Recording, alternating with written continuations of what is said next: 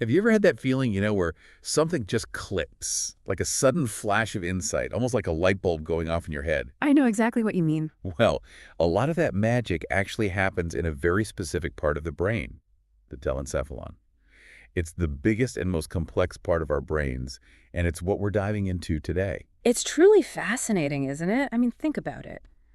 Every thought you have, every memory you recall, every decision you make, it all comes from this incredible structure. It really is the control center for all those higher level cognitive functions. Hmm.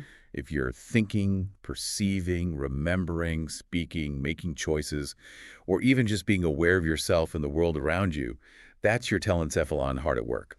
And what's even more amusing is that it's not just one big uniform blob. Right. It's actually made up of several different parts that all work together in this intricate symphony of neural activity. Right. There's the cerebral cortex, which is that outer layer that's all folded up like a crumpled piece of paper. That's often what people picture when they think of a brain. And it's absolutely crucial for those higher level functions. But beneath the cortex, there are other really important structures too, like the hippocampus, which is essential for forming new memories. Oh, and don't forget the basal ganglia. It's involved in controlling our movements and also plays a big role in things like motivation and reward. And then there's the amygdala, which is all about processing our emotions. It's like a whole team of specialists, each with their own unique role to play in making us who we are. And even within the cerebral cortex itself, there are four main lobes, each responsible for different functions. You've got the frontal lobe at the front, which is like the executive suite of your brain. It handles things like planning, decision making, and complex thought processes. Behind that is the parietal lobe, which processes sensory information from the body, helping us understand things like touch, temperature, and pain. And then there's the temporal lobe on the sides, which is really important for hearing, language comprehension, and memory formation. And finally, at the back of the brain, we have the occipital lobe, which is dedicated to processing visual information. So our goal today is to really delve into this incredible structure, the telencephalon, and explore this concept of how it can be programmed. Because it's not just this fixed, unchanging thing, it's actually incredibly adaptable and can learn and change throughout our lives. Exactly. And that's where this idea of neuronal plasticity comes in. Basically, it's the brain's ability to reorganize itself by forming new connections between neurons, which are those specialized cells that transmit information throughout the nervous system. So these connections, they're constantly changing and adapting based on our experiences, our learning, and the stimulation we receive. Precisely. Think of it like this. Every time you learn something new, every time you have a new experience, your brain is actually physically changing. It's forming new pathways, strengthening existing ones, and sometimes even pruning away connections that are no longer being used. That's mind-blowing. So when we talk about programming the telencephalon, what we're really talking about is influencing these neural connections through our actions and experiences. You got it. Imagine learning to play a musical instrument, for example. At first, it's awkward and challenging, but the more you practice, the more your brain strengthens the connections involved in that skill, making it smoother and more effortless over time.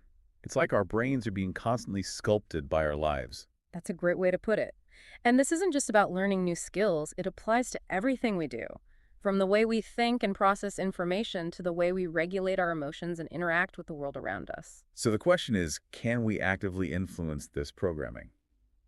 Can we take control of our brain's plasticity and shape it in a way that benefits us? That's a really exciting area of research. There are techniques like neurofeedback, where you learn to monitor and regulate your own brain activity in real time. It's kind of like biofeedback, but for your brain waves. And there's also meditation, which has been shown to have profound effects on brain structure and function, particularly in areas associated with attention, emotional regulation, and self-awareness.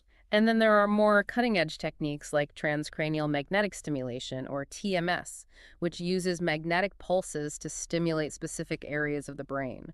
It's being used to treat a range of conditions, from depression to chronic pain, and it holds a lot of promise for enhancing cognitive function as well. It's amazing to think that we might have these tools to actively shape our brains and optimize our cognitive abilities. It really speaks to the incredible power and plasticity of the brain. Now, speaking of influencing the telencephalon, our source material mentions the work of Dr. Dario Rodriguez, who believes he's developed a specific technique that can bring about changes in our emotional, physical, and even spiritual states. That's right. The material does highlight his belief in the potential of his technique, but unfortunately it doesn't go into detail about the specifics of how it works. So as fascinating as that is, we'll have to leave that as a bit of a mystery for now.